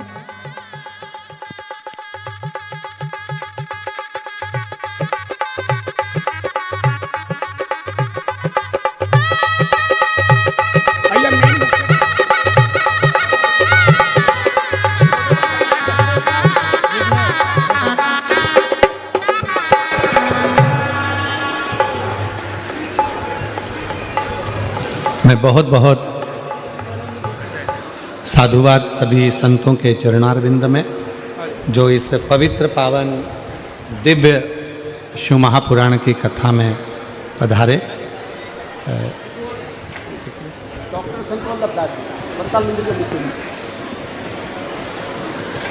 दो शब्द आशीष बचन के, उसके बाद पुनः शिव पुराण को प्रारंभ करेंगे और आशीष बचन दो शब्द अपन श्रवण करके पुनः शिव महापुराण को आगे बढ़ाएं।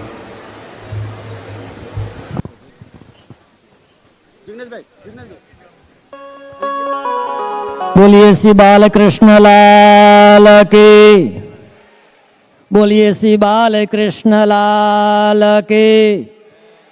जय जय श्री राम, जय जय श्री राम। आज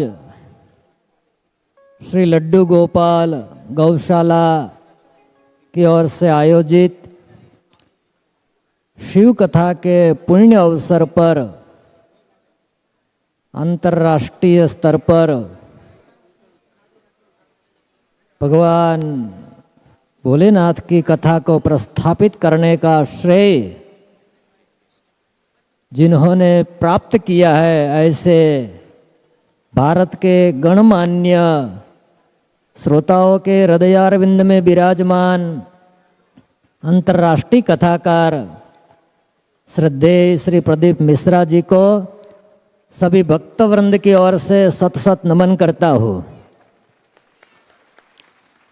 और सूरत सूर्यनगरी के तट पर, सूर्यपुत्री तापी के तट पर इतने विशाल पैमाने पर आस्था का महाकुंभ प्रस्थापित करने के लिए हमारे श्रद्धेय मित्र शास्त्री जी हरिजीवन दास जी को और आदरणीय छोटू भाई पाटिल जी को हृदय से साधुवाद प्रदान करता हूँ। जिग्नेश जी कहाँ गए? ठीक है, जिग्नेश पाटिल जी ने अपने अल्प आयु में हमारे धर्म के लिए, समाज के लिए और समस्त राष्ट्र के लिए जो काम किया है, मैं मानता हूँ यही कारण है कि उनको प्रदीप मिश्रा जी जैसे गणमान्य वृंद, कथावाचक और श्रद्धेय चरण के आशीर्वाद प्राप्त हो रहा है। श्री स्वामीनारायण मंदिर वरताल संस्थान की ओर से मैं पुनः व्यासपीठ को नमन करता हूँ और इस जी जैन के ज़माने में इतनी बड़ी तादाद में भक्तवृंद को एकत्रित करके आप जिस तरह से आध्यात्मिक रसायन का पर कथामृत रसपान करवा रहे हैं, उसके लिए पुनः संप्रदाय की ओर से आपको नमन करता हूँ और हमारे बीच समस्त भारत के अध्यात्म जगत के वरिष्ठ आचार्य वृंद के हिंदू धर्म आचार्य महासभा के संयोजक, स्थापक सदस्य, आर्ष विद्या मंदिर राजकोट मुंजका से स्वामी श्री परमात्मानंद जी महाराज हमारे बीच उपस्थित है। मैं चाहूँगा कि उनका भी आशीर्वाद हम सबको प्राप्त हो। स्वामी श्री परमात्मानंद जी महाराज श्रद्धेय चरण अपना आशीर्वाद प्रदान करने की कृपा करें।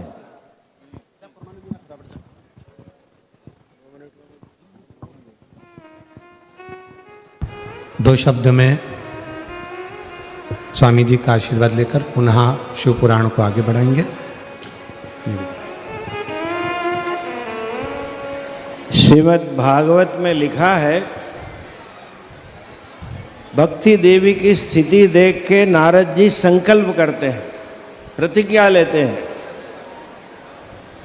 स्थापयिष्यामि जने जने गेहे गेहे। ये भक्ति देवी मैं तुझे घर घर में लोक के सबके हृदय में स्थापित करूंगा।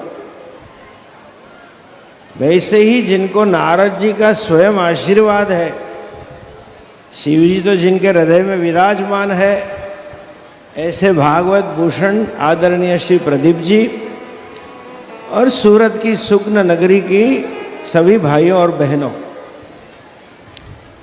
दुनिया में कई धर्म प्रचलित हुए हैं, कहीं आए और चले गए, किसी व्यक्ति विशेष ने स्थापित किया, किसी समय पे स्थापित किया, लेकिन हमारे हिंदू धर्म की दो तीन चीज़ें बड़ी विशिष्ट हैं। एक हमारा ही हिंदू सनातन धर्म है जो अनादिकाल से है, और शिव जी भी अनादिकाल से है। शिव जी की बचपन की कोई कथा ही नहीं है, अजन्मा है। उतना ही नहीं, हम सब कितने बड़भागी हैं, जरा कल्पना कीजिए आप। यही पूरी पृथ्वी पे यही पवित्र भूमि है जहां साक्षात परमात्मा के चरण पड़े हैं। भगवान ने अवतार धारण किया है। रामायण और महाभारत कथा नहीं, हमारा इतिहास है। यहाँ तक कि कृष्ण तो कह के गए, संभवामि युगे युगे, जैसे उन्होंने अपने आप पे ले लिया है कि देश में धर्म की स्थापना करना मेरा कर्तव्य है। और हमारे शिव जी तो काशी नगर के राजा के रूप में भारत में ही बैठ गए हैं। भारत के चौरे कोने में ज्योतिर्लिंग है। 12 ज्योतिर्लिंग 12 दिशाओं से भगवान हमारी रक्षा करते हैं। आज के प्रसंग में इतना ही आशीर्वाद देंगे। ऐसे सुग्न आचार्य व्यासासन पीठ पर आपको विराजमान हुए मिले हैं। और ये नगरी का नाम है सूर्य नगरी, सूर्यपुरी। सूर्य ज्ञान का प्रतीक है, सूर्य विष्णु का प्रतीक है, सूर्य ऊर्जा का प्रतीक है। ये कथा के फलस्वरूप सूरत से ही ऊर्जा प्रसारित हो पूरा भारत में, और हम विश्वगुरु बनने की ओर चल पड़े, ये हम चाहेंगे। और एक चीज हमें सीखनी है शिव जी से। आप शिव जी का परिवार देखें तो परस्पर विरोधाभास से भरा हुआ है। गणपति जी चूहे के ऊपर बैठे हैं, शिव जी गले में सांप लेके बैठे हैं, सांप चूहा खा जाएगा। कार्तिकेय जी मयूर पे बैठे हैं, मयूर सांप को खा जाएगा और मयूर को बाघ माता जी का खा जाएगा, लेकिन सभी चारों समरसता से जी रहे हैं। चारों एक दूसरे के जो दुश्मन होने पर भी भगवान की सन्निधि में प्रेम से जी रहे हैं। जब आपके जीवन में शिव जी पधारेंगे तो समाज में समरसता होगी। समाज को हमें समरस बना है, विषमता तो नैरेटिव से खड़ी की गई है। और दूसरा जो आज एक नया निकला, आज पता नहीं क्यों विश्व को बाजार के रूप में देखा जाता है। लोग बोलते हैं India is a big market. अरे भैया, हम कॉमोडिटी थोड़ी है। ऐसा आपने सुना होगा विद्वान वक्ता के मुख से, हम स्वयं शिव स्वरूप है। ये मार्केट नहीं है, शिव स्वरूप है। उसी के कारण प्रकृति का निकंदन हम निकाल रहे हैं। कुटुंब व्यवस्था टूट रही है और भोगवाद के कारण समाज अपनी कर्तव्य से विमुख हो रहा है। कथा के बाद अपना जीवन समरसतामय हो, आपके कुटुंब में एक निरंतर प्रेम का भाव हो, आप प्रकृति के प्रति सजाग हो और आप राष्ट्र के प्रति सजाग। ये राष्ट्र वेद में लिखा है, ऋग्वेद में, अथर्ववेद में, ये राष्ट्र ऋषियों ने बनाया, वो भी भगवान की आज्ञा से, जहाँ भगवान स्वयं आना चाहते हैं। राम सेतु स्वयं में है। हमने जब केस लड़ा तब मेरे पास रिकॉर्ड है। ये कृष्ण भगवान रमण रीति में थे और वाराणसी जाएंगे आप तो आपको साक्षात शिव जी के दर्शन होंगे। ऐसी पवित्र भूमि की रक्षा करना, ऐसे महान अनादि दिव्य संस्कृति की रक्षा करना हमारा कर्तव्य बन जाता है।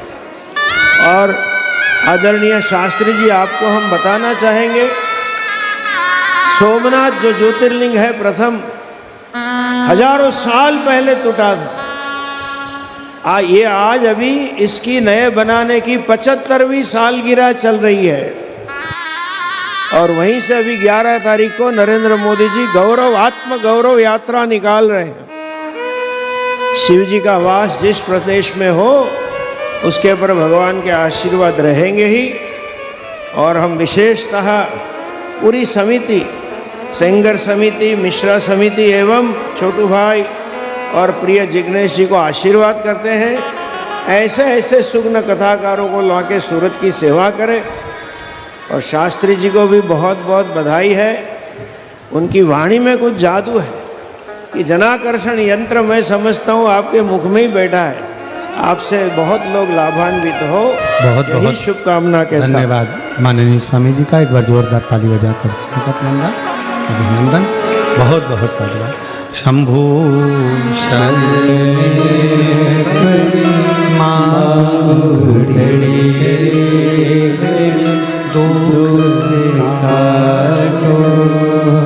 दया करीने दर्शन आपको। शंभो शरणे मांगो घड़ी रे घड़ी, दुख काटो दया करीने दर्शन। गजासुर की कथा चल रही है, भगवान शिव की अविरल भक्ति की कथा।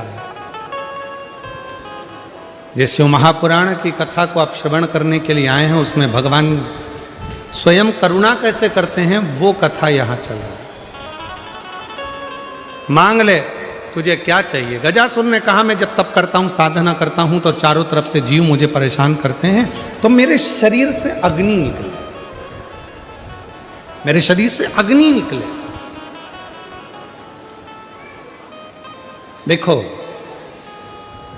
एक है दुर्वा, एक है बेलपत्र और दूसरा है पहले नंबर पर दुर्वा, दूसरे नंबर पर बेलपत्र, तीसरे नंबर पर कनेर का फूल।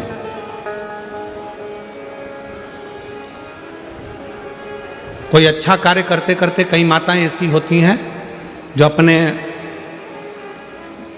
प्रेम करती हैं परिवार से, ऐसा नहीं कि नहीं करते, स्नेह करते हैं। कई पुरुष भी ऐसे परिवार से बहुत प्रेम होता है, स्नेह होता है, पर अंदर कहीं ना कहीं ऐसा लगता है मेरा बेटा वहां जा रहा है, कुछ गलत ना हो जाए। कभी कभी ऐसा लगता है कि ये काम होने वाला है और इसमें कुछ गलत ना हो जाए। कई बार शादी पक्की हो रही है, रिश्ता पक्का हो रहा है, या कोई घर में अच्छा कार्य हो रहा है और मन में संशय उत्पन्न हो जाता है कहीं गलत ना हो जाए, मतलब उसके अंदर कहीं नेगेटिविटी आती रहती है, ये वो सोचती रहती है, उसके अंदर एक कुछ ना कुछ ऐसा तत्व चलता रहता है जिससे वो बुद्धि में, विवेक में वो चीज उसके आती रहती है। तो शिव महापुराण में गजासुर की कथा कहती है कि गजासुर ने भगवान शंकर से वर मांगा कि मैं जब आपका भजन करूं, तप करूं, साधना करूं तो मेरे पास में अग्नि चारों तरफ हो जाए। खींच कर बोलना पड़ रहा है, ये अग्नि मेरे चारों तरफ हो जाए जिससे मैं आपका तप, आपकी साधना अच्छे से कर सकूं। डिले कम कर कर गला खींचना पड़ रहा है बोलने में। मैं आपका तप, आपकी साधना आराम से कर सकूं। शिव जी ने वर दे दिया, जब तुम तप करने के लिए बैठोगे, साधना करने बैठोगे, भजन करने बैठोगे, तब तुम्हारे चारों तरफ अग्नि प्रकट हो जाएगी। जिन माताओं को, जिन भाइयों को, जिन बेटियों को, जिन बेटाओं को, जिन मेरी बुजुर्ग माँ बाप को ऐसा लगता है, अंदर से ऐसा महसूस होता है कि कुछ गलत होने वाला है, कल कुछ गलत होने वाला है, मेरे पति के साथ ये गलत होने वाला है, मेरे बेटे के साथ ये गलत होने वाला है, या मेरे साथ कुछ गलत होने वाला है, जिसकी बुद्धि में केवल नेगेटिविटी चलती रहती है, उसको 3 चीजें शंकर भगवान को प्रदोष के दिन अवश्य चढ़ाना चाहिए। क्या क्या चीज? पहले नंबर पर जम के बोलो दुर्वा, दूसरे नंबर पर बेलपत्र, और तीसरे नंबर पर कनेर का फूल। और यदि ऐसा महसूस हो रहा है कि मेरे को स्वप्न भी गड़बड़ा रहे हैं, स्वप्न भी गलत आ रहे हैं, तो मेरा निवेदन रहेगा जो दुर्वा आपने शिव जी को चढ़ाई है उस दुर्वा को उठाकर लेकर आ जाना है, और प्रदोष काल में, प्रदोष के समय पर उस दुर्वा को चबा चबा कर खा लेना है। जिसकी बुद्धि में गलत चीज़ें आती रहती हैं, गलत विचार आता रहता है, गंदा गंदा कुछ भाव ऐसा प्रकट होने लगता है, मन पूजन में नहीं लगता, साधना में नहीं लगता, आराधना में नहीं लगता, पूजन करने बैठे हैं तो भी हमारा गलत विचार आ रहा है, साधना करने में भी गलत विचार आ रहे हैं, पूजन में गलत सोच आ रही है, गलत विचार आ रहे हैं, तो उनको वो दुर्वा जो शिव जी को समर्पित करी है, बेलपत्र जो शंकर भगवान को समर्पित करी है, कनेर का पुष्प जो शंकर भगवान को समर्पित करा है, उसमें से मात्र एक दुर्वा आप उठाकर ले आओ और प्रदोष काल में उसको प्रदोष के दिन चबा चबा कर खा लीजिए। फिर कभी जिंदगी में कभी गलत विचार, गलत सोच और गलत दृष्टि नहीं जाएगी और आपका ध्यान केंद्रित शिव की ओर है। शंभो शंभो शंभो शंभो, भगवान शंकर की ओर केंद्रित रहे। चारों तरफ अग्नि लग गई, चारों तरफ। अब गजासुर ने वापिस तप करना प्रारंभ करा और गजासुर ने वापिस तप करना प्रारंभ कर दिया, तप साधना वापिस प्रारंभ कर दी। भगवान भोलेनाथ फिर प्रकट हो गए, शिव जी वापिस प्रकट हो गए। गजासुर मांगो तुमको क्या चाहिए, क्या दें तुमको? गजासुर ने कहा अब तो मैंने मांगने के लिए तप ही नहीं करा, अब मैंने मांगने के लिए तप नहीं करा। शंभो शंभो शंभो, अब मैंने मांगने के लिए कोई तप नहीं करा।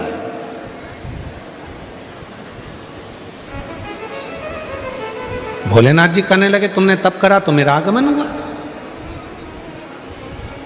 दुनिया के लोगों को लगता है कि शंकर भगवान को हम एक लोटा जल चढ़ाते हैं और शिव जी हमारी मनोकामना वहीं बैठकर पूरा कर देते हैं। नहीं, जब हम एक लोटा जल लेकर अपने शंकर भगवान के मंदिर में अपने घर से जाते हैं, जल समर्पित करते हैं और जल समर्पित कर कर जब हम वापिस वो लोटा लेकर आते हैं, तब मेरा देव अधिदेव महादेव अपने गणों को शंकर भगवान स्वयं उस कलश के अंदर लक्ष्मी को विराजमान कर कर आपके दरवाजे तक भेजते हैं और आपके दुख को मिटा देते हैं, आपकी तकलीफों को मिटा देते हैं, आपके कष्टों को मिटा देते हैं, आपकी तकलीफों को मिटा देते हैं, आपके कष्टों को मिटा देते हैं। शिव करुणा करते हैं, भगवान शंकर कृपा करते हैं, दया करते हैं, करुणा करते हैं। शिव कथा कहती है, भगवान शंकर का पवित्र चरित्र कहता है, गजासुर अब तुम्हें क्या चाहिए वो मांगो। गजासुर ने कहा, मैंने अब जो तप करा था वो मांगने के लिए नहीं करा, अब मैंने मांगने के लिए तप नहीं करा, और यदि मेरे भोले बाबा यदि आप आ ही गए हो तो एक निवेदन करता हूं, आपको बार बार मेरे पास में आना पड़ता है, मैं तप करता हूं और आप भाग भाग कर बार बार मेरे पास में आते हो, इसलिए मैं आपसे एक निवेदन करना चाहता हूं कि अब आप कहीं मत जाओ, मेरे पेट के अंदर बैठ जाओ।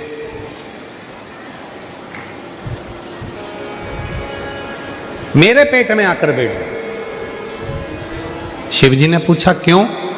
गजासुर कहता है, यदि आप मेरे उदर में, मेरे पेट में आकर बैठ जाओगे तो फिर दुनिया का कोई दुख, कोई तकलीफ, कोई कष्ट जिंदगी में मेरे आएगा ही नहीं, और मुझे आपको बुलाना नहीं पड़ेगा, आप स्वयं मेरे उदर में विराजमान रहो, मेरे पेट में विराजमान रहो।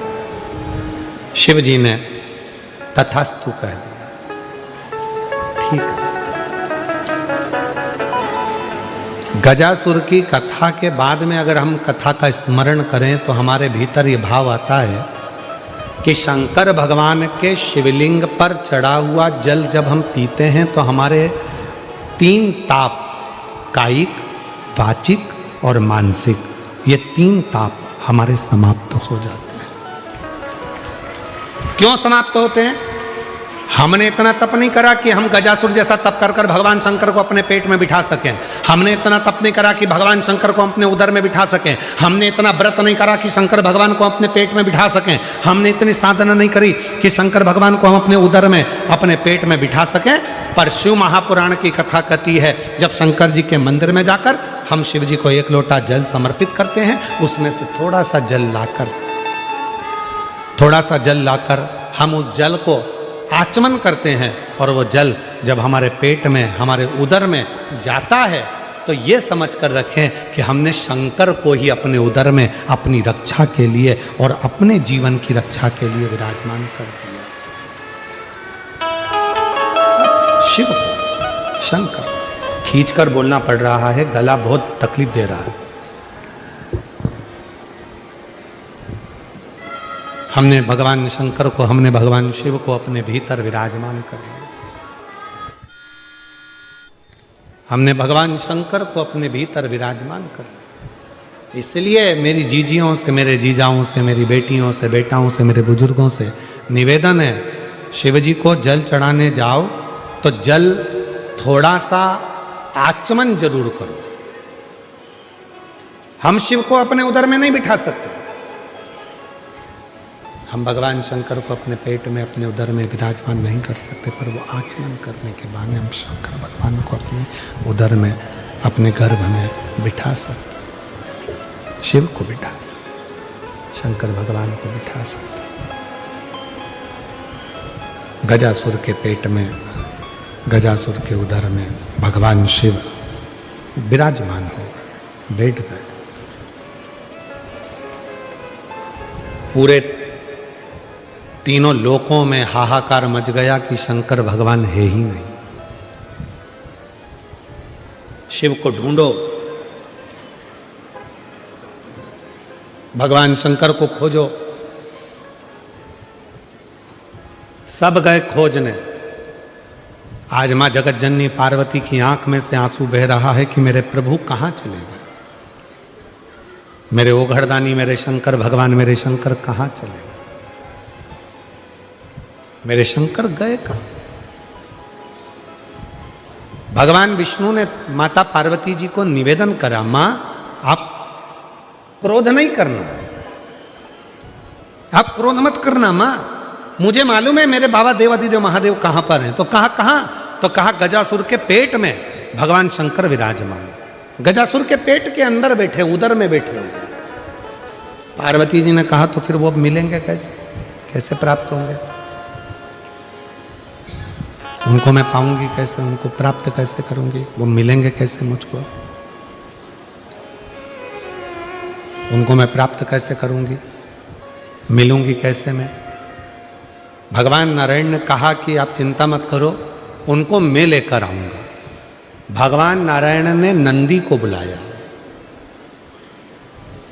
और नंदी को बुलाकर भगवान विष्णु जी ने 3 दिन तक नंदी को पूरी ट्रेनिंग दी नाचने की।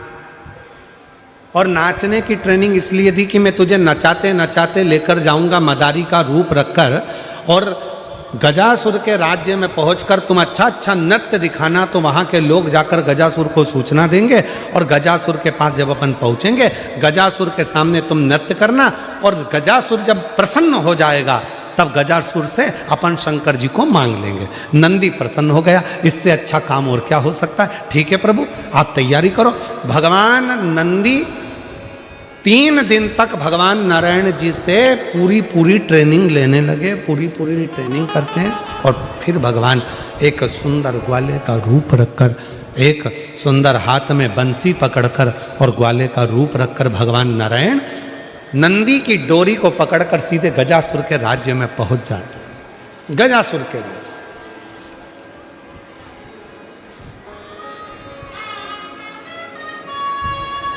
महाराज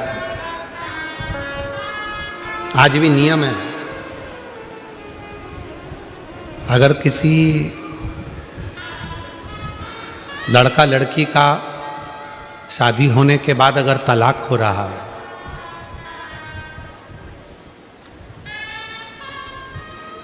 लड़की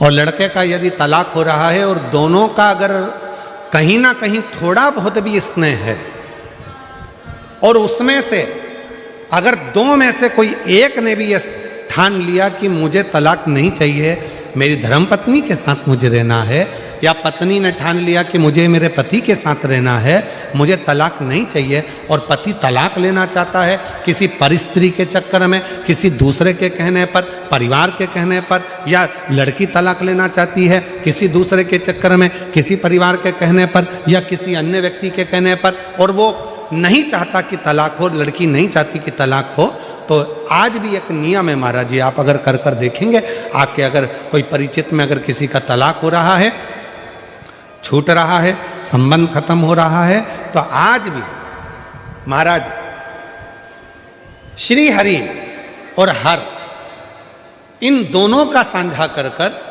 यदि नंदी से लेकर भगवान शंकर के शिवलिंग तक, नंदी से लेकर भगवान शंकर के शिवलिंग तक एक मौली को आप लोग क्या कहते हैं गुजरात में? वो मौली जो हाथ में बांधते हैं उसको क्या बोलते हैं गुजरात में? नाड़ा, लच्छा, मौली, जो लाल पीला धागा होता है ना जिसको हाथ में बांधते हैं पूजन के टाइम पर, तो वो लच्छा, वो नाड़ा, वो मौली जो है वो जो बांधने वाला है। नंदी का जो एक चरण खड़ा हुआ है, बाकी का चरण एक आगे का नीचे दबा हुआ है, पीछे का चरण भी दबा है, पर एक नंदी का चरण ऊपर है। उस चरण से लेकर भगवान शंकर के शिवलिंग तक एक सूत्र को बांधा जाए, और उस सूत्र को 7 जगह पर बेलपत्र रखकर उठा लिया जाए, और उठाने के बाद में किसी भी बेलपत्र के वृक्ष के नीचे वो 7 बेलपत्र समर्पित कर वो धागा लेकर 7 परिक्रमा अगर बेलपत्र की करी जाए, और जिससे संबंध टूट रहा है उसी से वापिस प्रेम बढ़ाया जाए, तो वो स्मरण कर अगर 7 परिक्रमा उस धागे के साथ में कर हाथ में अगर बांधा जाए, तो कितना भी दम लगा ले कोई व्यक्ति तलाक हो ही नहीं सकता। स्नेह बढ़ेगा ही, प्रेम बढ़ेगा ही, वो टूट नहीं सकता, उसको तोड़ा नहीं जा सकता। पर उसमें एक काम आपका भी चाहिए, आपकी वात्सल्यता, आपका प्रेम, आपकी करुणा, और आपकी अच्छी सोच, अच्छे विचार, ये सब तो होगा, पर साथ में अच्छे विचार होंगे, अच्छी सोच होगी, अच्छी करुणा होगी, अच्छी वात्सल्यता होगी, अच्छा स्नेह होगा, अच्छा प्रेम होगा, अच्छा मन होगा, तो ही तो सब श्रेष्ठ होगा, तभी तो श्रेष्ठ होगा। स्नेह को बढ़ाए, प्रेम को बढ़ाए। शिव कथा कह रही है, आप लोगों को मालूम है कि नहीं मालूम वो हमको नहीं पता, पर जब किसी शिवलिंग की प्राण प्रतिष्ठा होती है और सामने जो नंदी बैठता है, उस नंदी से शिवलिंग तक एक सूत्र जमीन के अंदर दबाया जाता है, जिसको सोमसूत्र भी कहते हैं। एक सोने का तार, चांदी का तार या तांबे का तार या पीतल का तार नंदी से लेकर शंकर भगवान की शिवलिंग तक, उसको स्थापना के समय पर भूमि में उसको दबा दिया जाता है, शिव से नंदी तक के बीच,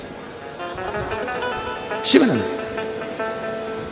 कई लोग पूछते हैं गुरुजी इस तार का इतना महत्व क्यों होता है, क्या कारण होता है कि इस तार को दबाया जाता है, इस सोमसूत्र को लगाया जाता है, आखिर इसका इतना महत्व क्यों होता है, क्या कारण है इसका? इसका कारण केवल एक होता है कि यदि मान लो कोई व्यक्ति शंकर भगवान के शिवलिंग में जाकर जल नहीं चढ़ा पाया, कोई शंकर जी के शिवलिंग तक नहीं पहुंच पाया, और मंदिर के बाहर से भी अगर वो निकल कर चले गया और उसके मन में कोई कामना आ गई, तो वो नंदी के कानों में पड़ जाती है और नंदी उसको शंकर भगवान तक कह देते हैं और व्यक्ति का कार्य सफल होना प्रारंभ होता है।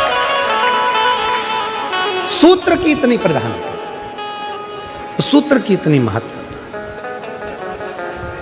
बोल बम का नारा है, जम के बोलो जरा, बोल बम का नारा है श्री शिवाय।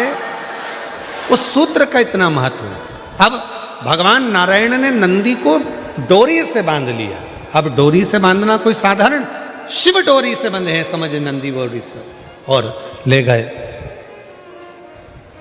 गजासुर बैठा था, पूरा आनंद के साथ में उसके पास सूचना पहुंच चुकी थी कि कोई नगर में एक मदारी आया है जिसके पास में एक बड़ा सुंदर नंदी है।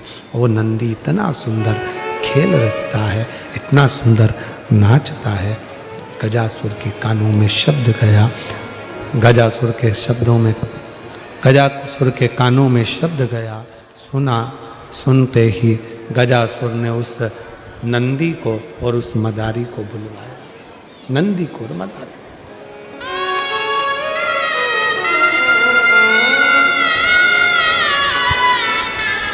भगवान नारायण ने अपनी बंसी का नाद किया।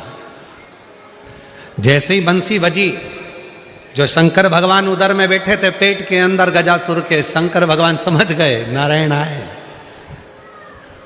जो घुंघरू की आवाज सुनाई दी नंदी के पैर की, शिव जी समझ गए कि नंदी भी आया मुझे लेने के।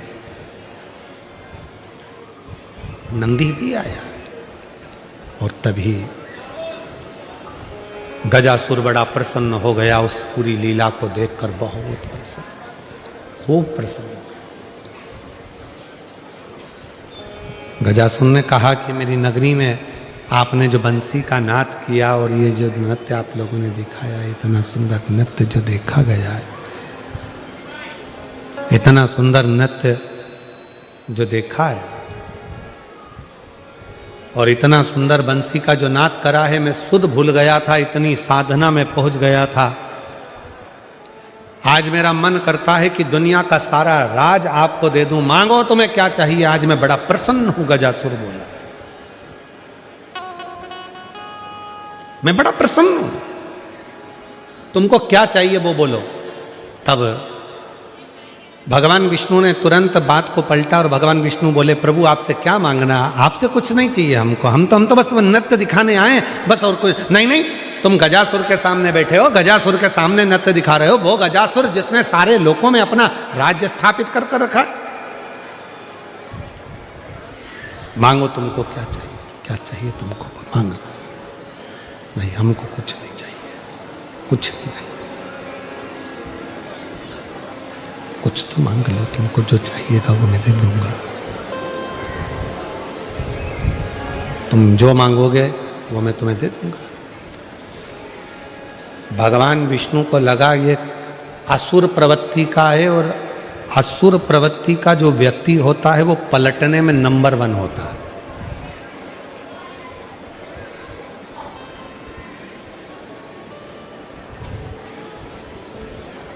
असुर प्रवृत्ति का जो व्यक्ति होता है ना, वो पलटने में नंबर 1 होता है।